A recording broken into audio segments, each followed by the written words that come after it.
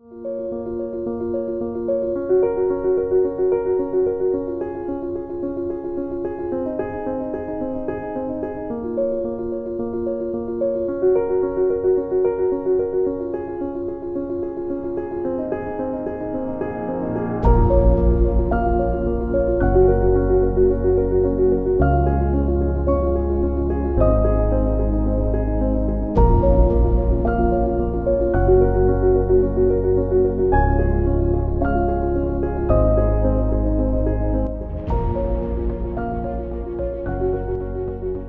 have at the moment 3, we're working on 4. We actually train our staff to look for contraband in inpatient units. So patients unfortunately will secrete weapons or drugs in their rooms.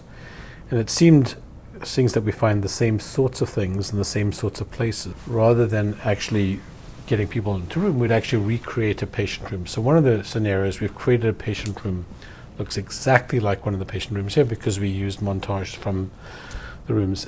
So in this way we can train staff at any time. So instead of pulling them out of the unit in groups, people put this on and practice in their own time. Yes, and we created two experiences, one including a seclusion room where we want to raise the awareness of staff when patients are placed in the seclusion room to see how they react and what is the feeling of being in a closed environment. And the same environment was created for the segregation cell, so same experience but in a jail, and see how they react, how people can react when they are in this really particular room. So I mean, one of the things that we've been trying to do in psychiatry is reduce the use of segregating or secluding somebody from the rest of the ward.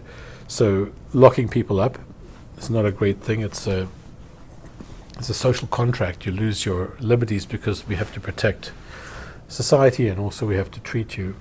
But when some people are extremely dangerous to themselves or others, they have to be placed in a room by themselves, which in and of themselves can be quite traumatizing.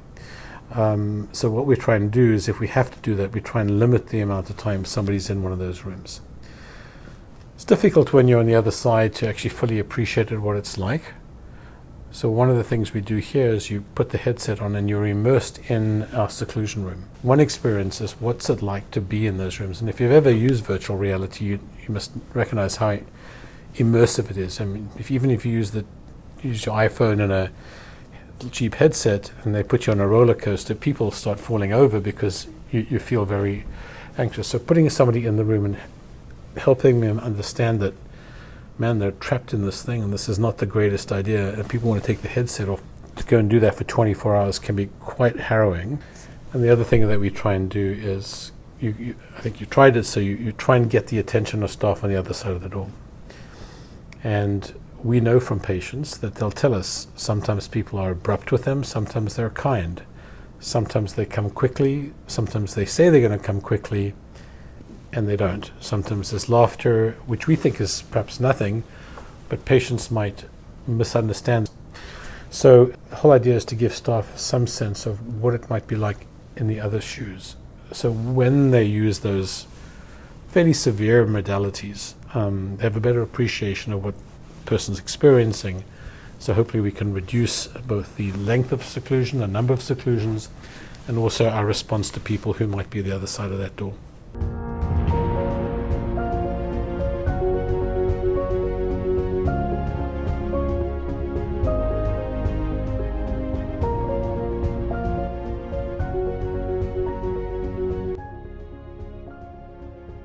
So we spoke to patients, and we've also spoken to staff.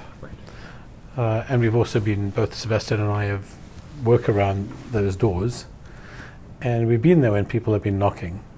Unfortunately, the way, even though this is a new hospital, and I think we're pretty advanced in the way we've laid things out, communicating to somebody the other side of a locked door, a strong locked door, isn't the easiest.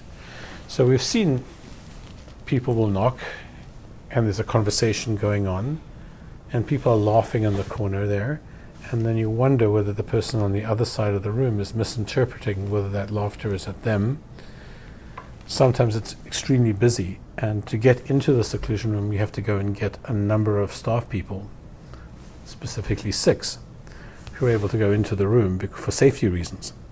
So there's a lag time. And so we've looked at all of those scenarios. And unfortunately, there are lots of scenarios that aren't always the best. People's different tone. People may be busy. We want staff to be able to appreciate what it's like to hear a softer voice versus, I'll be there. Despite the fact that they're in seclusion for medical reason, we still need to attend for some basic need, which is going to washroom and having food. So that's why I think one of the needing to go to washroom is one essential, and it's often a situation of conflict because either we can let them go out of the room, or we give a urinal. So it goes back to some kind of privacy they won't have and how they will react to that. So what I would say is mental health is terribly underfunded, and technology is lapping the shores of the mental health or psychiatry space way further behind everybody else in medicine.